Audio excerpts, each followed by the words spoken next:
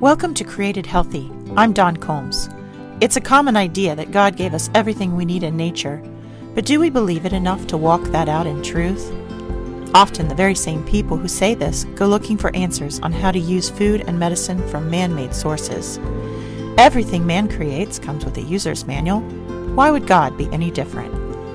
I challenge you to join me in seeking revelation about our body, mind, soul, and spirit health by digging into His written word and in practicing pure science in the visible world of His creation.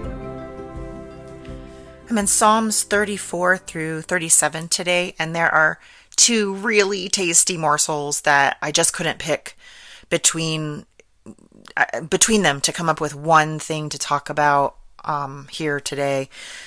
So I'm going to talk about both of them and try to keep it short. The first one comes in Psalms 34, where Paul is talking about, he says, "Let my victory be a rallying point, a witness to your favor to those rooting for me."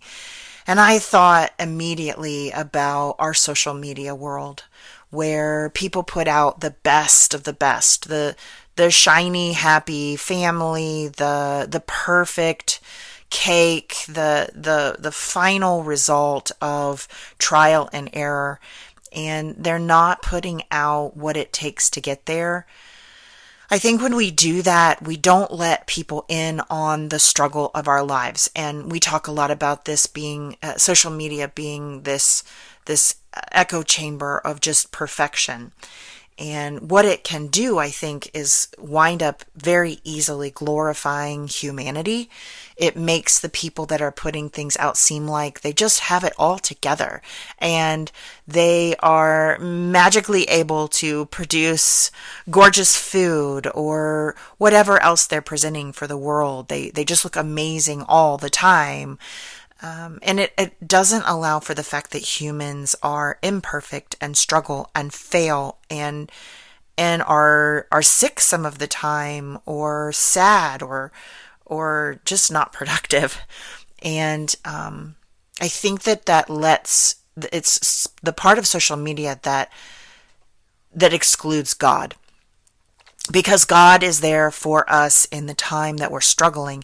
And if we let people in, as David's talking here, if folks are able to watch us struggle and root for us when we succeed, when God finally gives us the victory in His time, when He has us come out on top, when we succeed or when we heal, it is much more evident if folks have been rooting us on in the trials to see the result. It's much more easy for them to see God in it.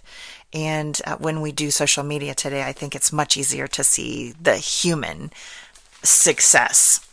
So that was one thing that stuck out to me. And the other, because I always come back to the health of the land and the health of the people.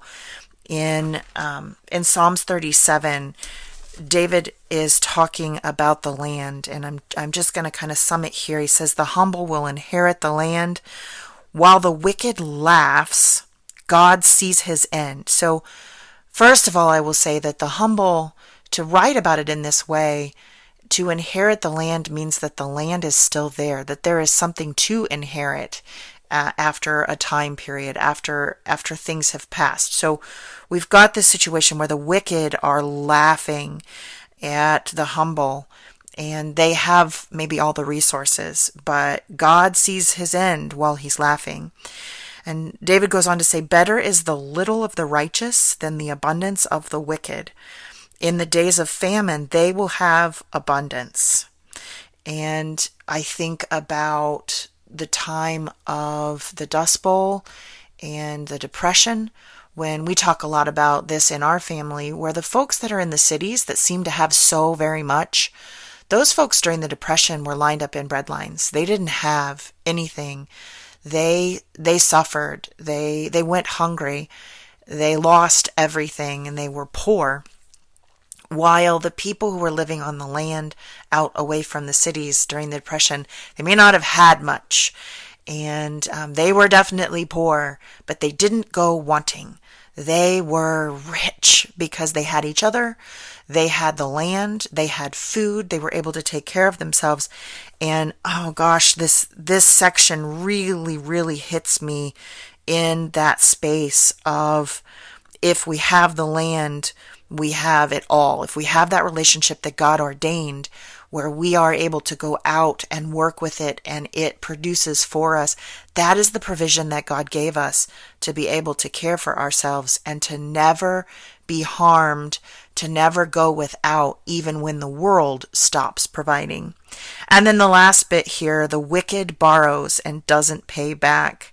The fact that that comes right after talking about the land and the humble having more in the times of famine and the wicked not having anything, it really strikes me as gardening again. It is wicked to take out of the soil and not give back. It is wicked to borrow and not pay back. This is talking about compost. This is talking about putting back into the systems that God has given us in His provision. If we give back into what God has given us, it will return to us again and again and again. And these are His laws for how we are to remain healthy and how the land is to remain healthy so that we may remain healthy. I love here this idea that this isn't just about money. The wicked borrows and doesn't pay back. Anytime we take without replenishing, without giving of ourselves back in, and it's very simply without returning nutrition to the soil that we depend on to give nourishment, to get nourishment out of it for our family, we are wicked. We are sinning. And sin, if we look at it on a very basic, non-judgmental, emotional, you're bad or you're good level playing field, sin is simply going against God's design. It's simply going our own way. So if I get lazy and I don't feed back into my soil, if I don't give back what I borrowed in my body to build my cells, if I don't give back to the system that did that, I am wicked. I'm sinning. And we pay for those sins and we become sick in those sins. So, gosh, what an amazing psalm. There's so much more here that we could talk about, but I just loved those two things. Were just impossible for me not to open it up for you to think about and hopefully to drop me a line about what it makes you think about. I pray that God is blessing you today and that He brings you back again to study with me on another day. Thanks for listening. If you enjoyed this episode, please subscribe and share with a friend. And I'm always interested in hearing what God is laying on your heart. So drop me a rating or review or join the conversation on Facebook, Instagram, or YouTube at Dawn Combs Really.